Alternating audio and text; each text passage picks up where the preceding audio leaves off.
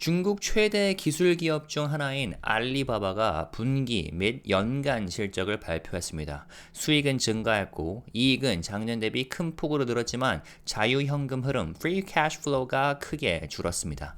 이번 실적 발표에서 CEO 우융밍 에디우 대표는 이제는 사용자 중심, AI 중심 전략의 시대라고 선언을 했습니다.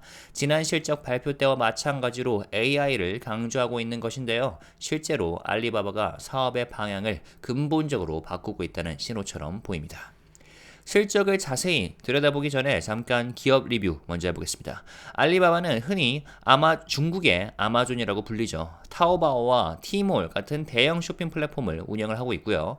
중국 최대의 클라우드 컴퓨팅 서비스 기업 중 하나이기도 합니다. 여기에 물류, 엔터테인먼트, 해외 전자상거래, 심지어 AI 인프라까지 다양한 사업을 하고 있는 복합 플랫폼 기업이죠. 예전에는 중국 인터넷 붐을 상징하는 기업이었지만 최근 몇 년간은 규제 이슈, CEO 교체, 치열해진 경쟁 등등 여러 난관을 겪었습니다. 그래서인지 이제는 전통적인 전자상거래에만 의존하지 않고 AI와 클라우드로 사업 중심을 옮기려는 시도가 본격화되고 있습니다.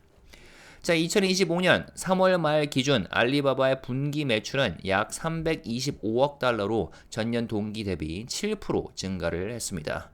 언뜻 보면 무난해 보이지만 영업이익은 거의 2배 가까이 늘었고요. 순이익은 전년 동기 대비 무려 1200% 이상 증가했는데요. 근데 여기에는 투자 자산의 평가 차익이 반영된 부분도 있어서 실제 사업 성과만으로 이룬 수익은 아니라고 합니다. 비현금성 비용을 제외한 조정 EBITDA 같은 경우에는 36% 증가했는데 전자상거래와 클라우드 부문에서의 성과가 주요 원인이었습니다.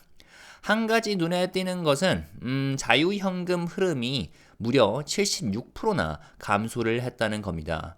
이 수치 같은 경우는 회사가 영업으로 벌어들인 돈 중에 실제로 손에 쥘 수 있는 현금이 얼마나 남는지를 보여주는 지표인데요.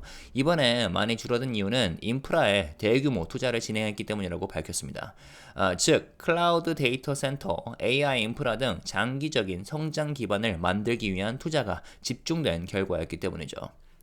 자, 최근 알리바바는 AI를 회사의 미래 먹거리로 보고 진지하게 투자를 하고 있습니다.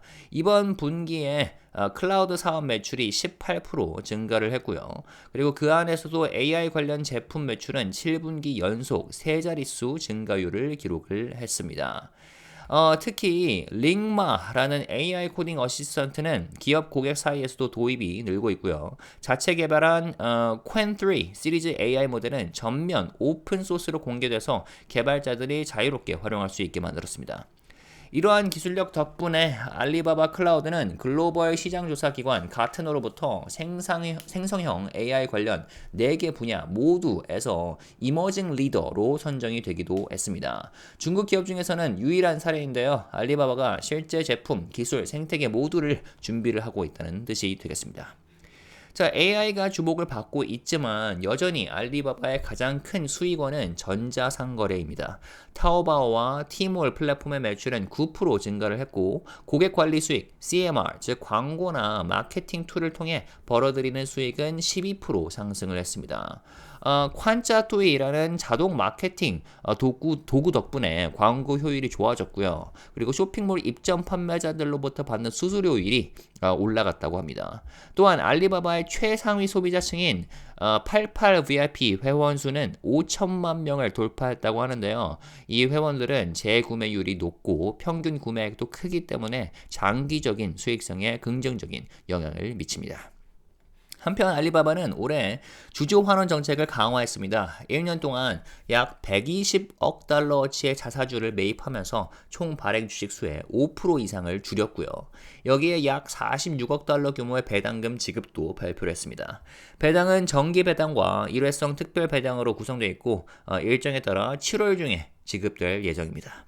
과거에는 이익을 쌓아두는 방식이었지만 이제는 주주들과 이익을 나누는 성숙한 기업의 행보를 보이고 있다고 볼 수 있겠습니다. 단기적으로만 보면 이번 실적 발표는 아쉬운 부분도 있었습니다. 매출은 기대치에 못 미쳤고요. 현금 흐름도 줄었으니까요. 그 결과 실적 발표 직후 알리바바 주가도 하락을 했죠. 다만 장기적으로 봤을 때는 알리바바가 방향을 제대로 잡고 있다는 인상을 주는 실적이었던 것 같습니다. 전자상거래에만 의존하던 구조에서 벗어나 AI와 클라우드를 기반으로 장기적 사업 재편이 본격화되고 있고, 동시에 비효율적인 사업을 정리하며 주주 가치를 높이는 모습도 보여주고 있습니다. 자, 그럼 투자자로서 앞으로 주의 깊게 봐야 할 포인트는 무엇이 있을까요? 먼저 클라우드와 AI 부문 매출은 지금처럼 계속 성장할 수 있을지, 그리고 언제쯤 전자상거래를 뛰어넘는 수익성을 보여줄 수 있을지가 궁금하고요. 그리고 클라우드 인프라 투자로 인해 줄어든 현금 흐름은 얼마나 지속될지도 중요할 것 같고요. 국내 사업 측면에서는 중국 내 이제 경쟁이 심화되는 상황에서 타오바오와 티몰의 사용자 수는 계속 늘어날 수 있을지, 해외 측면에서는 알리익스프레스 등 글로벌 플랫폼이 실제로 흑자를 낼 수 있을지도 지켜봐야겠습니다. 그리고 무엇보다 중요한 건 중국 정부의 규제 방향이 앞으로도 지금처럼 완화 기조를 유지할 수 있을지 여부가 되겠습니다.